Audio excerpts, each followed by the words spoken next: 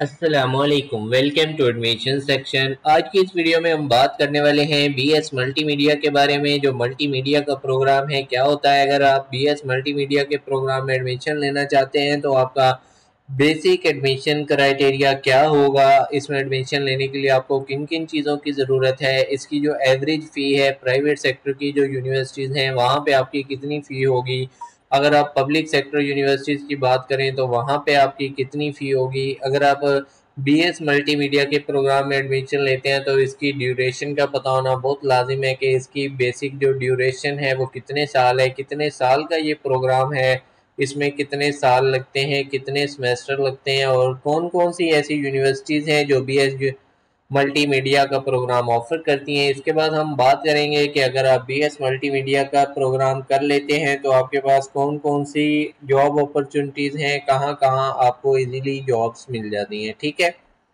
ये चंद बड़ी बड़ी बातें हैं जो हम इस फील्ड के रिलेटेड करेंगे। ठीक है, वो आपको बताई जाएंगी।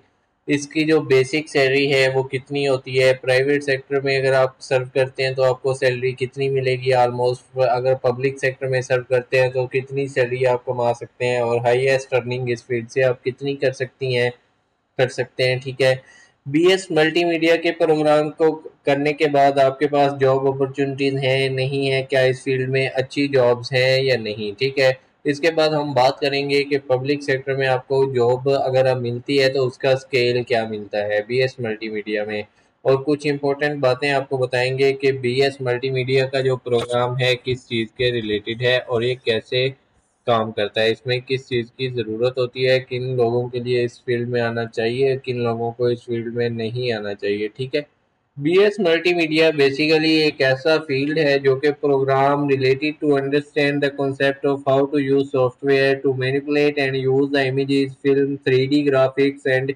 interactive multimedia to present ideas in the most creative and effective way। Basically जो भी आप mobile, laptop, computer system, tab, कोई भी टेक्नोलॉजी यूज़ कर रहे हैं, इस पे आप कोई भी चीज़ देख रहे हैं कंटेंट, इसको मल्टीमीडिया का नाम दिया जा सकता है। इस पे जो भी आपको इश्तिहारात, एड्स, वीडियोस मिल रही हैं ये मल्टीमीडिया का ही फील्ड से रिलेटेड हैं। ठीक है, मल्टीमीडिया में हमारे पास तस्वीरें, एड्स, ऑडियो, फिल्म्स, इमेजेस, तमाम चीज़ें इंक्लूड होती हैं। इसकी बेसिक जो एलिजिबिलिटी क्राइटेरिया है, एडमिशन क्राइटेरिया, वो इंटरमीडिएट होना लाजिम है। अगर आपने इंटरमीडिएट किया हुआ है और आपके 45% मार्क्स हैं तो आप इसमें एडमिशन के लिए अप्लाई कर सकते हैं।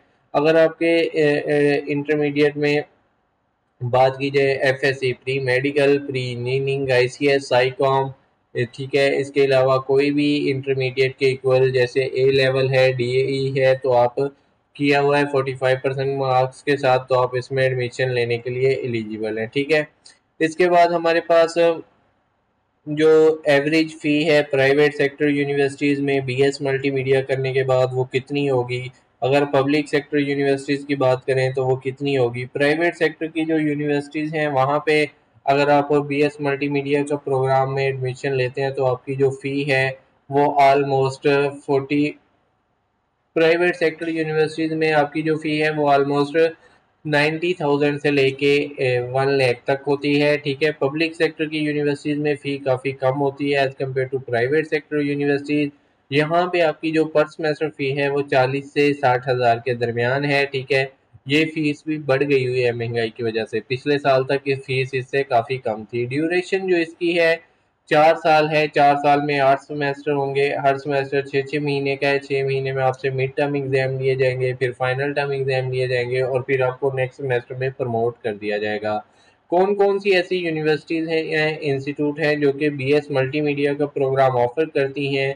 इसमें हमारे पास जो बड़ी बड़ी यूनिवर्सिटीज़ हैं वो 10 हैं। ठीक है, उसमें हम बात करते हैं यूनिवर्सिटी ऑफ गुजरात, गुजरात में air university Islamabad, university of information technology, ठीक है, यूआईटी। इसके बाद नेशनल कॉलेज ऑफ आर्ट्स, एडर university of arts, architecture, design and heritage, Minhaj university Lahore, superior university Lahore, Emerson university Multan. इसके बाद oriental college of arts, institute of टेक्सला media, textile media. ठीक है, ये चंद एक बड़ी बड़ी यूनिवर्सिटीज़ हैं जो कि बीएस मल्टीमीडिया का प्रोग्राम ऑफर करती हैं। अगर आप BS मल्टीमीडिया का प्रोग्राम कर लेते हैं, इसके बाद आपको कहाँ कहाँ जॉब मिलती हैं। हो सकता है आपको इसके बाद जॉब ढूंढने की ज़रूरत ही ना पड़े, आप ऑनलाइन काम करके ही इतने ज़्यादा अर्निंग कर सकते हैं। इसमें आप अब जैसे इसके इंफॉर्मेशन में आपने इंट्रोडक्शन में पढ़ा कि ये 3D ग्राफिक्स का काम करना होता है, तो 3D डिज़ाइनर के तौर पे आपको जॉब्स मिल जाती हैं।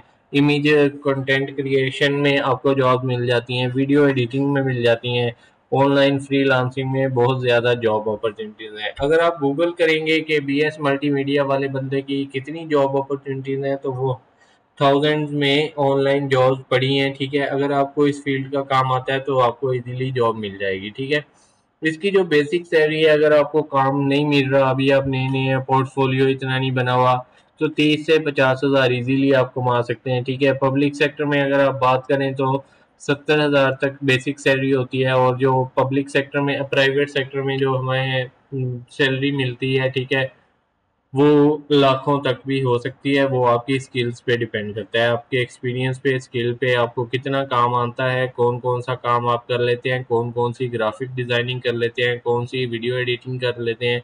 और इसकी जॉब अपॉर्चुनिटीज़ आपको बताया काफ़ी ज़्यादा है। पब्लिक स्केल इसका 17-16 ईजीली मिल जाता है। ठीक है, BS मल्टीमीडिया एक ऐसा प्रोग्राम है, अगर हम बात करें कि इमर्जिंग साइंसेज के टॉप 30 फील्ड्स कौन कौन से हैं, तो उनमें ये फील्ड आता है। ठीक है, तो आने वाले दौर में इस फील्ड का और भी ज़्यादा स्कोप होगा पहले से ज़्यादा। अगर आप किसी ऐसे फील्ड में एडमिशन लेना चाहते हैं जो कि इन हो, मतलब अच्छा हो, और आपको काम भी आए, अर्निंग भी अच्छी हो, तो आप इस फील्ड में ज़रूर आएँ। दुआ में याद रखिएगा। जज़ाकल्लाह।